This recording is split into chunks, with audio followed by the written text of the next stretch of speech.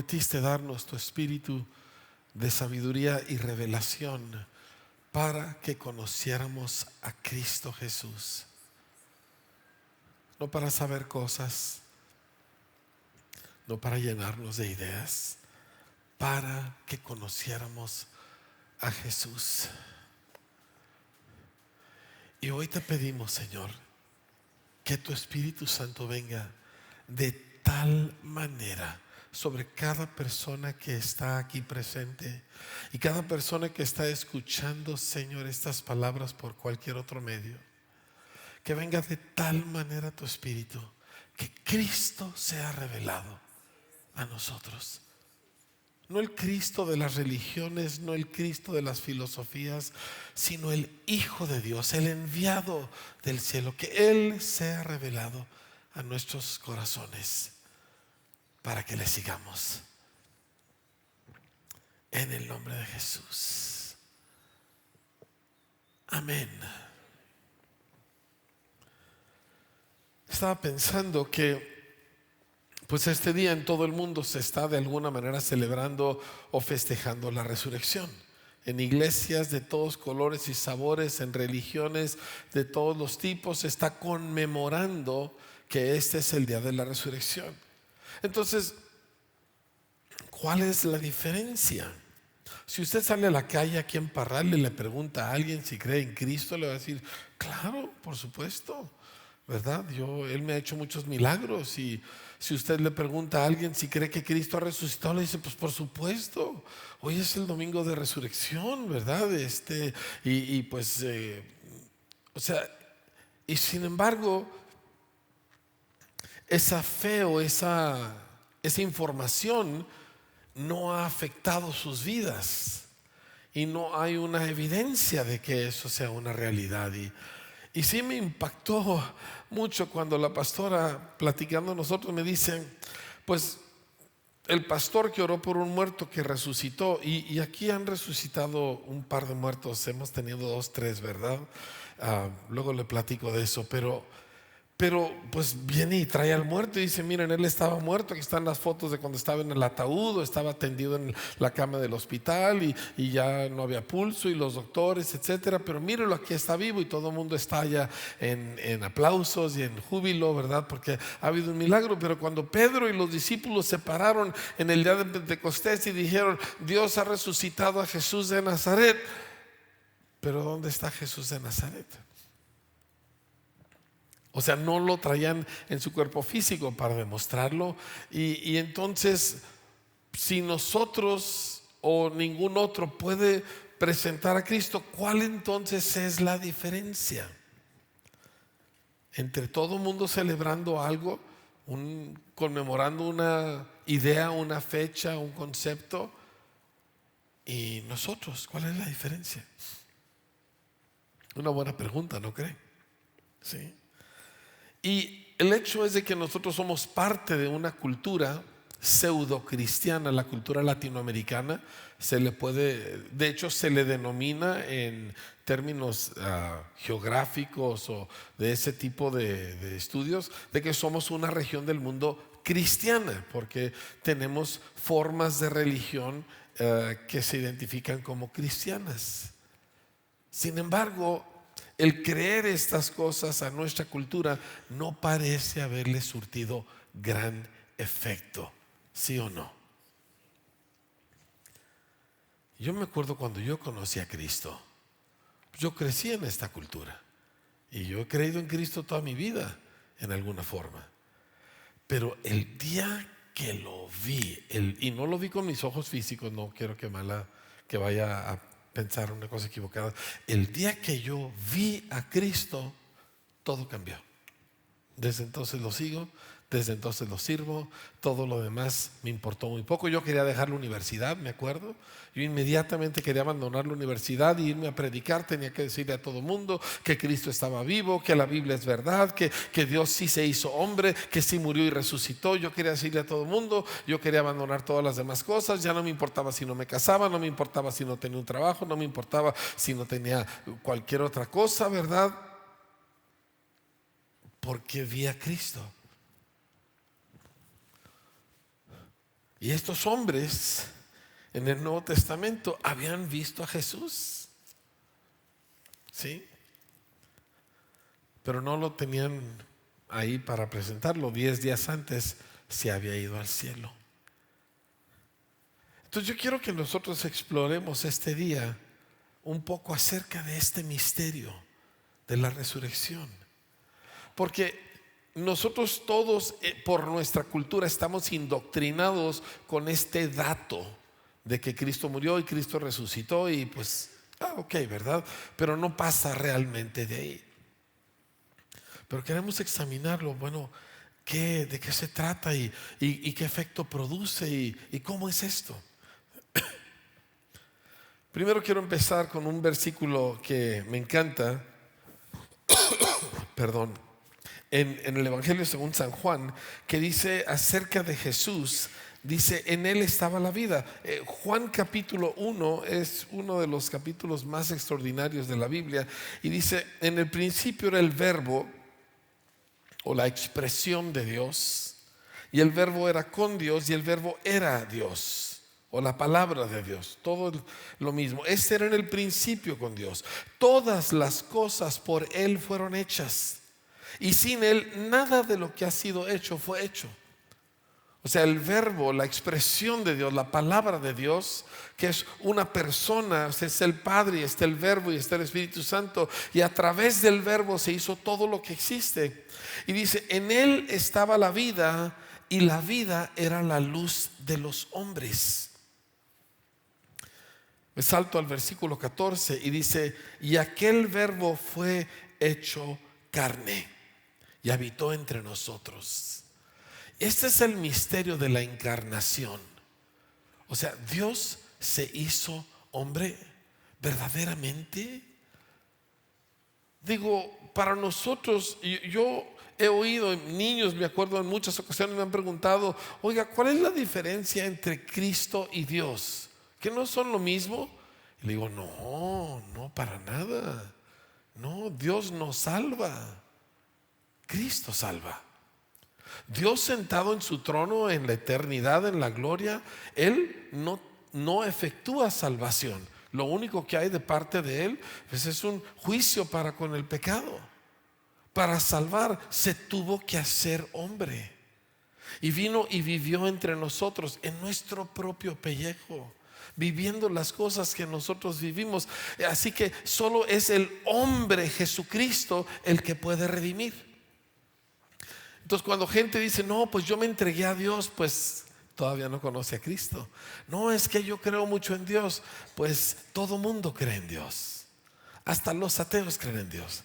Es tan real el hecho de que todo ser humano cree en Dios, que cuando el dictador, el infame dictador de la Unión Soviética, Joseph Stalin, que fue el más cruel de todos los gobernantes que esa nación jamás ha tenido, que fue culpable de la muerte de aproximadamente 30 a 36 millones de ciudadanos de su país, y que había sido, por cierto, estudiante de seminario en su juventud.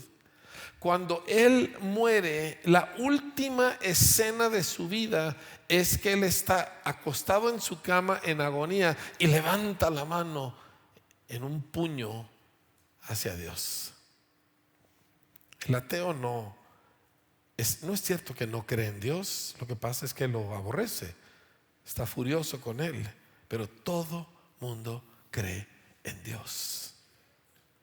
Así que hablar de Dios en ese sentido no es diferente el de aquí y el de la esquina y el de cualquier circunstancia de la vida. Pero Cristo, hablar de Jesús, el Mesías, el ungido de Dios, el que Dios envió a la tierra, el que vino de arriba a nosotros y vivió entre nosotros, ese es otro boleto completamente diferente. Los discípulos no siguieron a Dios, ya creían en Dios, eran judíos, leían la Biblia, iban a la sinagoga, practicaban la ley, pero siguieron a Jesús. ¿Sí me entiende? Está captando un poquito de esta diferencia tan vital. Porque no hay otro mediador entre Dios y los hombres más que este, Jesucristo el hombre. El que nos salva es el hombre Jesucristo. El intermediario entre Dios y nosotros es Jesús el hombre. ¿Por qué? Porque ningún ser humano tiene acceso al Dios de la gloria. Ahora, esto es difícil de entender, no porque sea difícil el concepto, sino porque lo rechaza nuestra alma. Pero lo repito, ningún ser humano tiene acceso al Dios de la gloria. Cuando Dios hizo al hombre, y lo hizo para que el hombre estuviera lleno de Dios, el hombre se rebela contra Dios y se lleva a cabo lo que llamamos el gran divorcio. Y la raza humana se divorcia de Dios y se crea una distancia, una separación impenetrable entre los hombres y Dios. Y ningún hombre puede llegar, ningún hombre puede alcanzar, ningún hombre es digno. Y ningún ser humano tiene acceso a Dios. Ahora, yo sé que es muy fácil para usted escuchar esto y recibirlo pensando: el pastor está haciendo un énfasis, está exagerando un punto para enfatizar una idea. No estoy exagerando, no es exageración, es Biblia. Efesios 2:12 dice que estábamos sin Cristo, dice, ajenos a la ciudadanía de Israel, ajenos a los pactos de la promesa, sin esperanza y sin Dios en este mundo. Aunque le pida a Dios y diga que Dios le hace muchos milagros, el ser humano, la raza humana, se divorció y la tierra quedó huérfana y la raza humana quedó sin Dios. Dice, pero mucha gente le pide a Dios. Ahí está el detalle. ¿Por qué? Porque cuando alguien viene a Dios para que Dios le haga algo, esa persona no se ha convertido a Dios, no se ha convertido a Cristo. Esa persona tiene un objetivo y puede que su objetivo sea bueno, ¿verdad?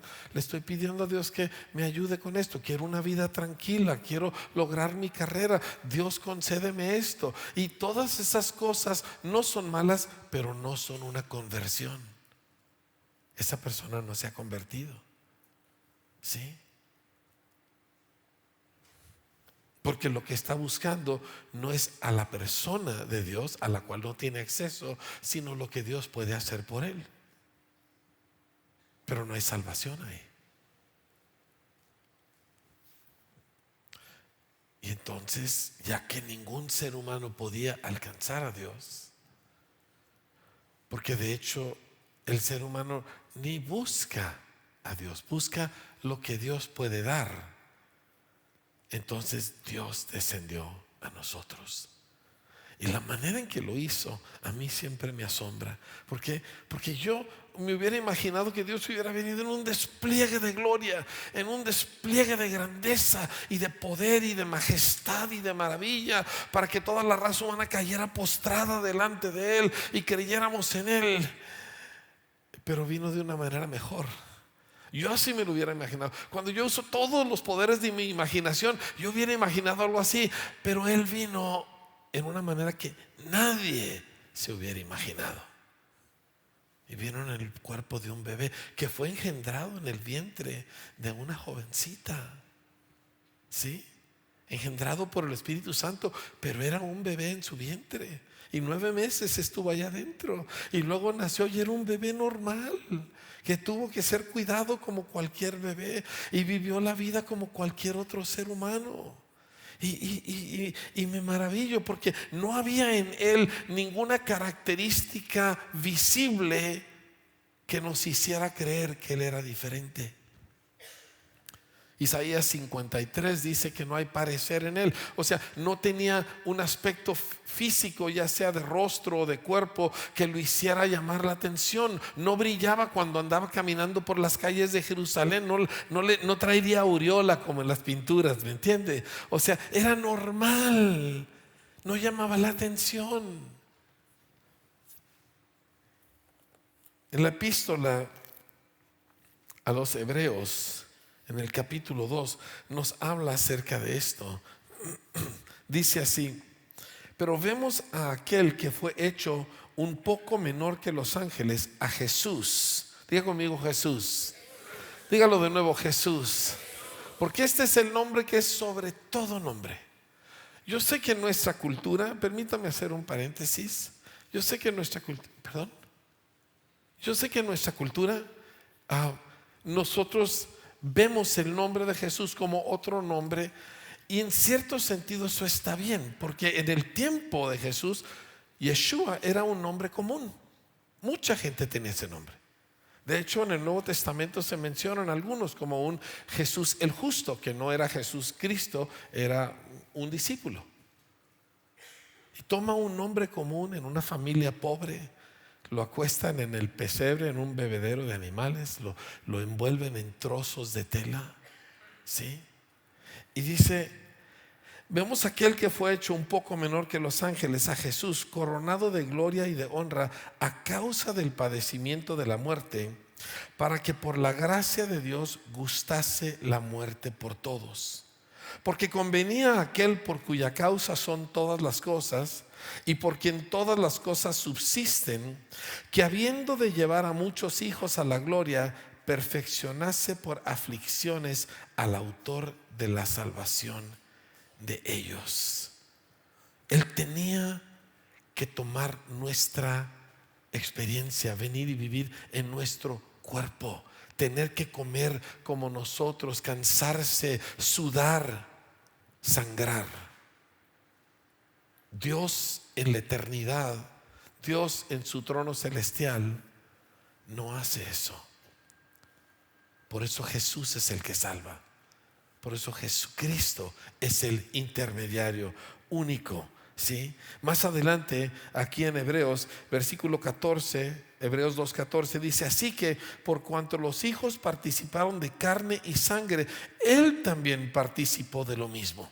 Así que Él viene y Él camina en nuestro pellejo en una forma completamente normal, que no llama la atención de nada. No vino vestido de ropas de hilos de oro, no vino con diamantes incrustados, ¿verdad?, en una corona. Él vino como gente sencilla y normal, y esto sigue siendo parte de cómo Dios opera.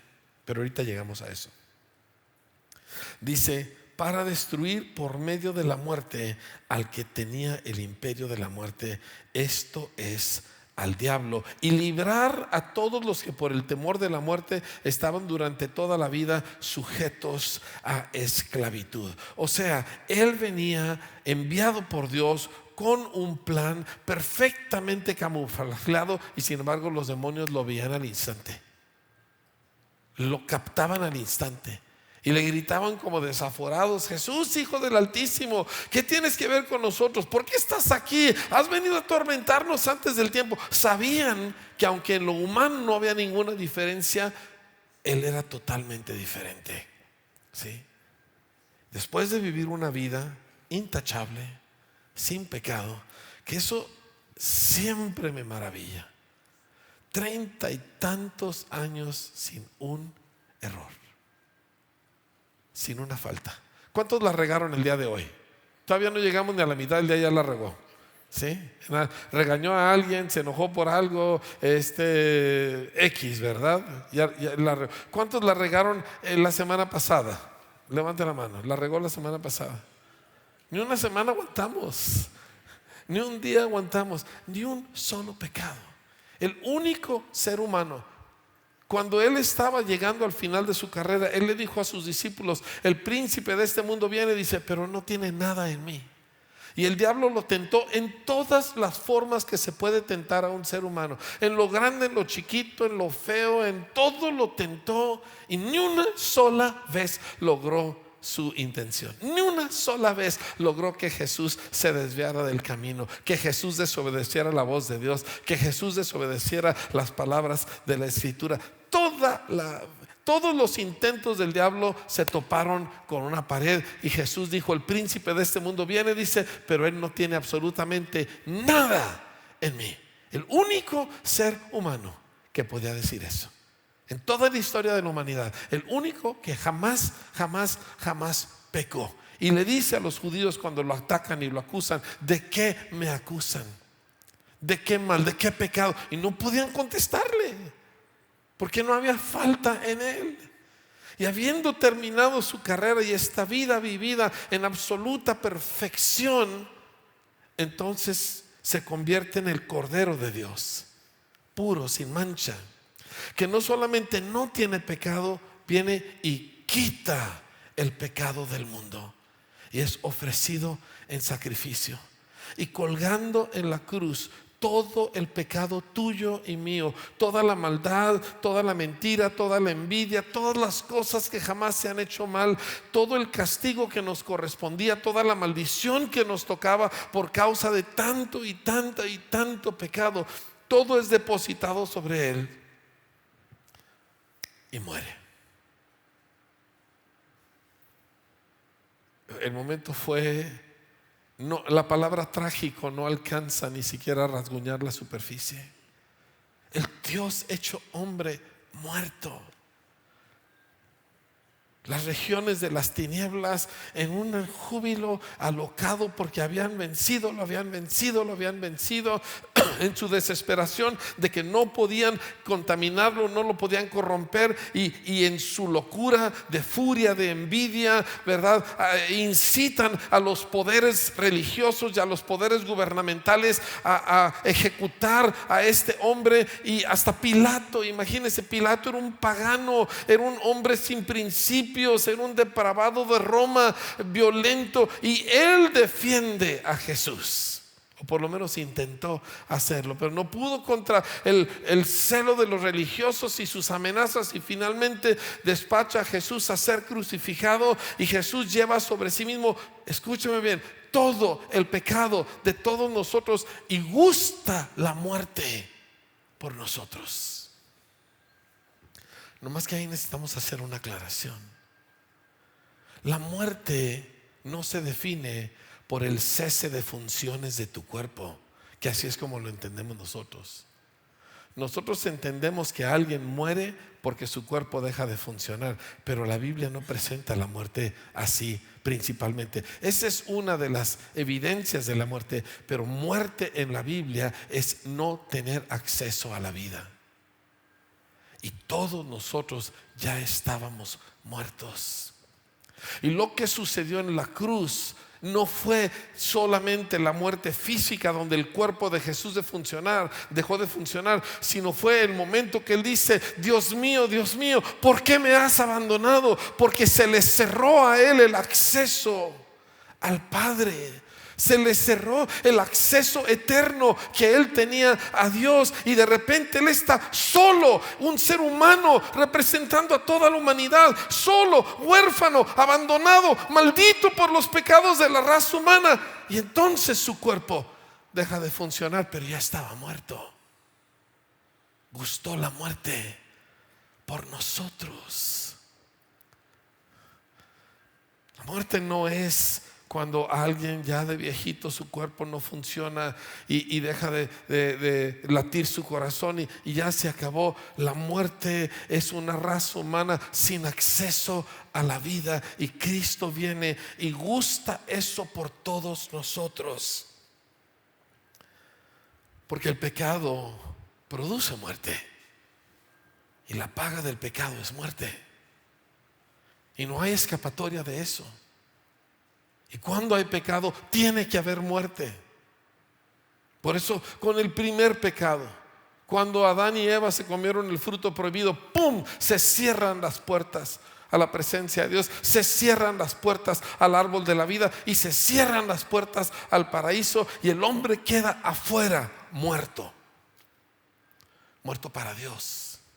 Su cuerpo seguía funcionando un rato, pero estaba muerto para Dios. Ya no podía responderle a Dios, ya no podía tener a Dios, ya Dios no podía habitar dentro de él. Estábamos muertos para Dios. Mi cuerpo funcionaba, pero yo estaba muerto para Dios, no podía. Es más, si Dios me decía verde, yo automáticamente decía rojo. No podía responderle a Dios porque estaba muerto, sin esperanza, sin Dios en este mundo. La pregunta entonces es: si Jesús tomó todos nuestros pecados y pagó el precio y el castigo de ello, entonces ¿por qué Dios no pudo resucitar? Si Él estaba cumpliendo nuestra condena. Y volvemos al mismo versículo: la paga del pecado es muerte. Lo que le dio derecho al diablo de traer el imperio de la muerte sobre la raza humana fue el pecado de nuestros antepasados Adán y Eva. Eso le dio derecho al diablo de imponer su imperio, pero Jesús nunca pecó. Diga conmigo: nunca pecó. Dígalo bien fuerte: nunca pecó. Ni una sola vez Jesús pecó. El diablo no tenía derecho. Déjeme se lo digo en mexicano: Dios le puso un 4. ¿Sí me entiende cómo? Dios le puso una trampa. ¿Por qué? Porque Dios no puede dejar de castigar el pecado, pero Dios no quería que nosotros estuviéramos eternamente separados de Él. Así que Dios le pone un 4. Y aquí está un hombre que nunca ha pecado, y Dios lo cubre de todo el pecado, lo convierte en pecado. La Biblia dice: al que no conoció pecado, por nosotros lo hizo pecado. Y el diablo, en su desesperación por todo lo que Jesús está haciendo, voltea y lo ve, y ve pecado, y se lanza sobre él para traer la muerte sobre él. Y en el momento que Jesús muere, ¡pum!, todo el imperio de la muerte se acabó. El diablo pensó que había ganado, pero en ese momento su destino estaba sellado al infierno para siempre, y la raza humana a libertad. Gloria a Dios. Gloria a Dios. Ahora, así que no había posibilidad, ¿me entiende? Transgredió la regla, y en el momento que la transgredió, su imperio estaba perdido. Pero es más que eso: el pecado fue resuelto. El pecado fue resuelto. ¿Por qué? Porque Jesús cargó todas las consecuencias y todo el castigo de todo el pecado de toda la raza humana por toda la eternidad. Entonces el pecado ya dejó de ser un estorbo, y aquella distancia del divorcio entre la raza humana y Dios se rompió en la persona de Jesús. Y Él es el intermediario que puede conectar a estos dos puntos que parecían infranqueables, inalcanzables. Y Jesús, el hombre, dígalo conmigo: Jesús, el hombre, conecta a la raza humana de nuevo con Dios. Por eso dijo: yo soy el camino, y yo soy la verdad, y yo soy la vida, y nadie llega al Padre si no es por mí. Pero los que creen en mí, Él dijo, las obras que yo hago, ellos las harán también, y aún mayores obras harán. ¿Por qué? Porque yo voy al Padre, porque la conexión está hecha, porque el divorcio se acabó, porque ya el imperio de la muerte ha sido vencido. ¿Por qué? Porque yo ya morí, pero aquí estoy vivo, he resucitado, y tengo las llaves del imperio de la muerte en mi mano. Y se le acabó al diablo, se le acabó su dominio. Y cuando Jesús resucita, y hay unas escenas increíbles, me encanta leerlo. Y los discípulos que siempre se espantaban, ¿verdad? Porque Jesús resucitado, y cuando el milagro de los peces, la segunda vez del milagro de los peces, y Pedro se lanza al agua y llegan a la orilla, y todos están desayunando con el Jesús resucitado, el Cristo de la gloria ya resucitado. Y yo digo: ¿por qué no se quedó? ¿Usted nunca ha dicho eso? ¿Por qué se fue? Digo, Jesús les dijo: me voy a ir, y ustedes todos se van a entristecer mucho porque me voy. ¿Por qué se fue? Digo, mire, era tan sencilla la vida cuando Jesús estaba aquí. Van los discípulos con él, le traen un endemoniado. Este tiene como 82 demonios, ¿verdad? Pedro se friquea, Juan está escondido detrás de Pedro, ¿verdad? Judas está contando la lana, porque a eso se dedicaba él. Y los discípulos voltean y dicen: Jesús, te toca. Y ya se acabó. Jesús llegaba, los demonios saltaban, pegaban de gritos, salían huyendo, el hombre quedaba libre, fin del problema, ¿verdad? Llegaban con uno que estaba ciego de nacimiento, ¿verdad? Y estaban todos discutiendo filosofía y teología, y finalmente uno decía: Señor Jesús, este es tuyo también, ¿verdad? Y era tan fácil la vida. Y se fue. Y los discípulos no sabían qué. Cuando primero se los dijo, dijeron que no. Pero es que el plan de Dios nunca cambió. Jesús ya estaba en otro cuerpo glorificado. Ahora sí brilla, ¿me entiende? Y el plan de Él siempre fue hacerlo a través de seres humanos que nos llaman la atención en lo natural. Pero cuando Él murió y resucitó, entonces algo más sucede. Y este versículo a mí me ha traído todo el día desde ayer, ¿verdad? Lo traigo, porque en Efesios, donde leímos al principio de la reunión, dice: y juntamente con Él nos resucitó. Diga conmigo: nos resucitó. Ahora, el error más grande sería reducir esto a palabras que no tienen más que bonito suenan. No estoy hablando de una idea, de un ejemplo, estoy hablando de algo real. Cuando decimos que Jesús resucitó, todo el mundo se espantaba. Y luego leemos ahí, dice: juntamente con Él nos resucitó. Y bueno, gloria a Dios, ¿verdad? ¿A qué hora es la comida? Pero es lo que dice. Todo el Nuevo Testamento está lleno de esto. Y estaba pensando, nuevamente la pastora a mí me obliga a pensar fuera de mi cuadrito, ¿verdad? Este es el papel de una buena esposa, ¿no es cierto? ¿Sí? ¿A poco no lo hacen pensar usted? ¿Sí? Chava está aquí sufriendo, ¿verdad? Porque lo hacen pensar. Los dos chavas.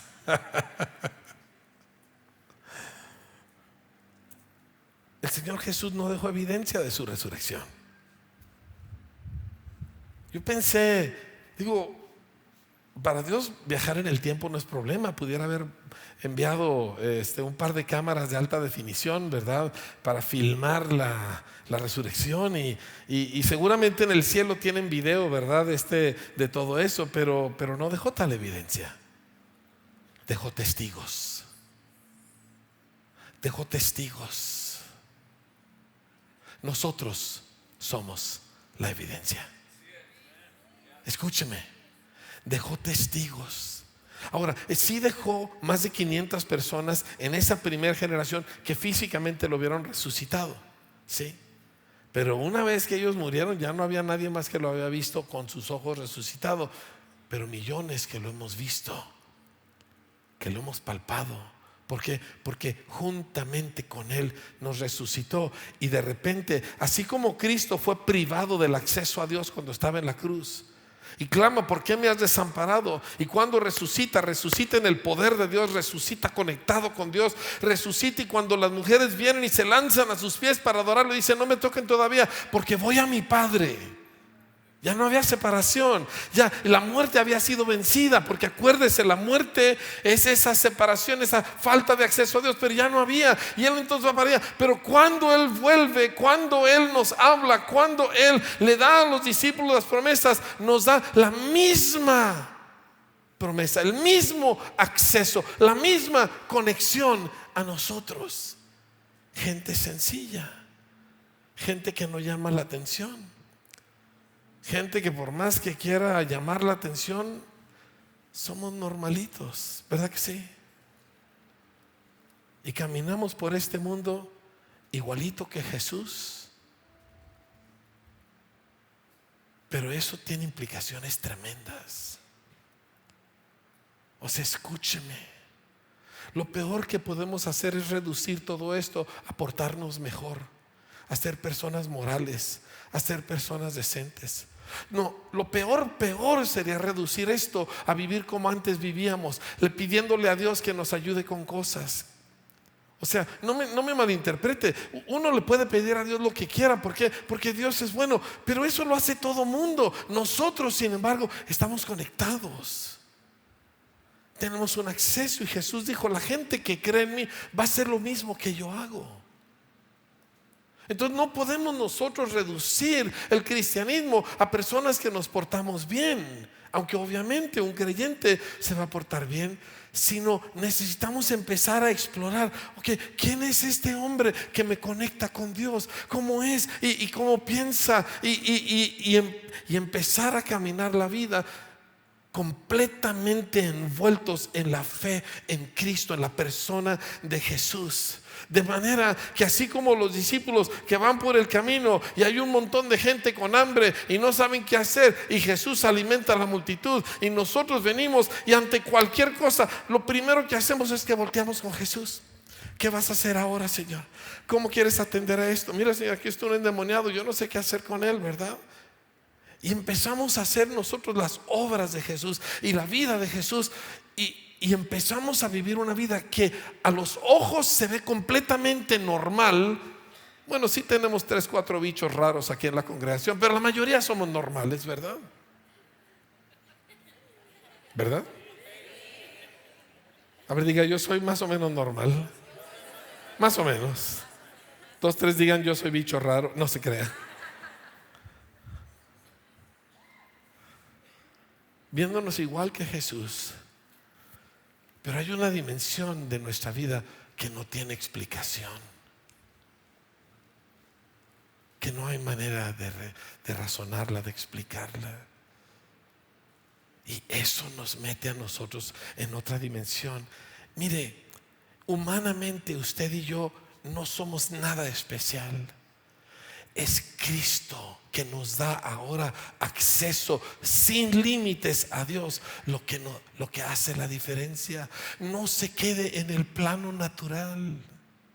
No se quede en la dimensión de, bueno, ahí la llevo, y pues mi familia más o menos, y pues mi negocio ahí la llevo, y se quede en el plano natural. Pero en el plano natural no es de lo que se trata la salvación, sino el hecho de que esta gente normalita tenemos acceso al Dios de la gloria. Mire, cuando usted llegue a la casa de un pariente y hay un enfermo, usted se dice, déjame orar por él, ¿sí? Pero si todavía no digo ni qué húbole, olvídese del qué húbole, déjeme orar por él. Y vaya y dígale, Jesús, aquí está un enfermo, yo no sé sanar, pero tú eres mi conexión con el Padre y tú dijiste las mismas obras. Y póngale las manos encima al chamaco, confiando en el Señor. Ay, dice, yo nomás quiero ser gente decente. Cristo no hace gente decente.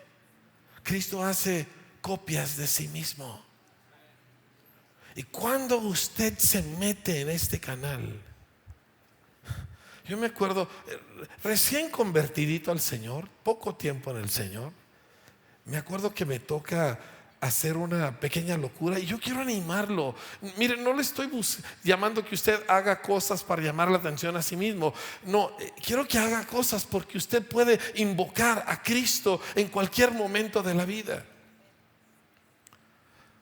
Me acuerdo que fui a comprar pañales, mis hijos estaban chiquitos. Y íbamos a una tienda de niños y llego a la tienda y estaban los dueños, los dos, él era doctor y su esposa, y estaban súper agüitados porque los habían robado. Pero robado feo, les habían robado el vehículo y todo su dinero y no tenían con qué resurtir la tienda. Y habíamos como unos, no sé, 3, 4 clientes ahí y estaban los dueños. Y sin pensarlo, de repente volteé y le dije, ¿ustedes creen en Dios? Pues sí, sí creemos en Dios. Agárrense de las manos. Y todos se agarraron de las manos y empecé a orar. Señor, que les devuelvan hasta el último 5, Señor, que recuperen su vehículo, haz un milagro. Y yo por dentro pensando, ¿qué estoy haciendo, verdad? Digo, esto se puede hacer en la iglesia, donde los cristianos todos, si no sucede un milagro, damos explicaciones de por qué no pasó nada. Pero yo estoy en la calle, yo estoy en una tienda, ¿me entiende? Esta gente, ¿cómo les voy a decir? Pues quiero que sepa que aunque les robaron la camioneta en la Ciudad de México, la recuperaron. ¿Me entiende? Y todos los bienes que habían perdido fueron recuperados y era absolutamente imposible. Y les impactó a ellos tremendamente porque no había explicación. No creo que dijeron, ¡ay, qué tremendo predicador es el pastor Bremer! Ellos ni siquiera sabían si yo predicaba y no predicaba muy bien, ¿verdad? El punto era de que Cristo intervino y vieron la mano de Dios. Y esta dimensión no tiene explicación. Ni tampoco la de gente como me ha empezado a suceder recientemente, que dice, yo quiero dejar todo para irme a servir al Señor aquí y allá, y no me importa mi carrera y no me importa esto. Y no hay explicación para por qué gente hace eso. ¿Me explico? Sí. Y no me importa si no me caso, y no me importa si no esto o aquello. ¿Por qué? Porque hay una conexión con Dios y están operando en una dimensión completamente sobrenatural. El plan de Dios es que todos nosotros nos metiéramos en esa dimensión de vida. No le estoy diciendo que usted va a dejar de guisar frijoles y que va a dejar de ir a su changarro y de atender a sus clientes o a su patrón. Todo eso sigue sucediendo y lo va a hacer de una manera extraordinaria porque usted ahora está en Cristo. Pero hay cosas de su vida que no se van a poder explicar. Y si nosotros vamos a tocar a esta nación para Cristo, no podemos reducirla. No podemos reducir esto a yo soy cristiano. No, yo sigo a Jesús. Yo lo vi, Él me cambió la vida. Él es real, tengo acceso a Él. ¿Quieres que ore por ti?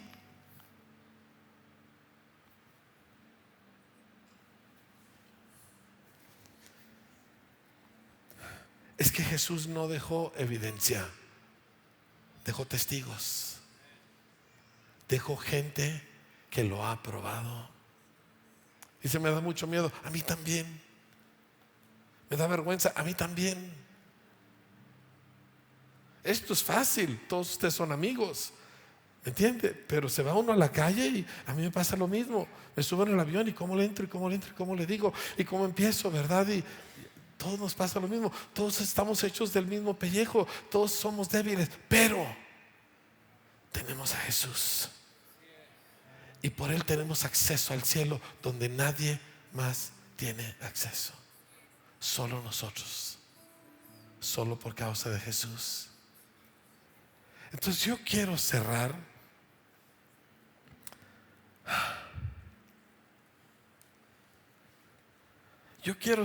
con un par de oraciones importantes, si usted me lo permite. Uno, necesitamos romper el poder de la indoctrinación, donde creemos cosas que no nos afectan para nada. Y no crea que a nosotros no nos ha contaminado. De ahí venimos, donde creemos cosas pero no tienen ningún efecto. ¿Y cuántos ya están cansados de esa clase de fe inefectiva que no produce ningún cambio? Yo sí, yo estoy cansado de eso. Yo estoy hasta el copete. Bueno, en fin, de eso. Y yo quiero la fe de esta gente. ¿Sí? Me encanta Pedro. ¿Cuántos de ustedes saben que Pedro es mi apóstol favorito? Antes era Pablo, pero como Pedro es mexicano, me identifico más con él, ¿verdad? ¿Sí? Y llega a una casa y todo el mundo está de luto, y de hecho es un sepelio porque una mujer que era súper buenísima cristiana ha muerto. Y de repente ahí tienes exactamente estas dos dimensiones, ¿verdad? Pedro le pide a todo el mundo que se vaya y Pedro se hinca a orar. Tan sencillo. La cosa más normal de la vida, hincarte a hablar con Dios. La diferencia, Pedro sí tiene acceso a Dios, porque Pedro tiene a Cristo. ¿Me está escuchando? Yo no sé cuánto oró, 1 minuto, 20 minutos, no sé. Pero la Biblia dice que se levantó y volteó con el cadáver y le dice: en el nombre de Jesús, vas para arriba, vas para arriba. ¿Sí? Va entrando al templo, está en la 5ª quiebra, ¿verdad? No tiene un 5 partido por la mitad.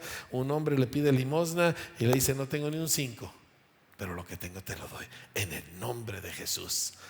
Y lo levanta y el hombre paralítico queda sanado. Desde hincarte a hablar con Dios, porque tú sí puedes, hasta ver el poder del cielo atravesar por medio de Cristo y llegar y tocar la tierra. Esa es la evidencia que Cristo dejó de su resurrección. Así que lo celebramos aquí, pero nos vamos, familia, a demostrárselo al mundo.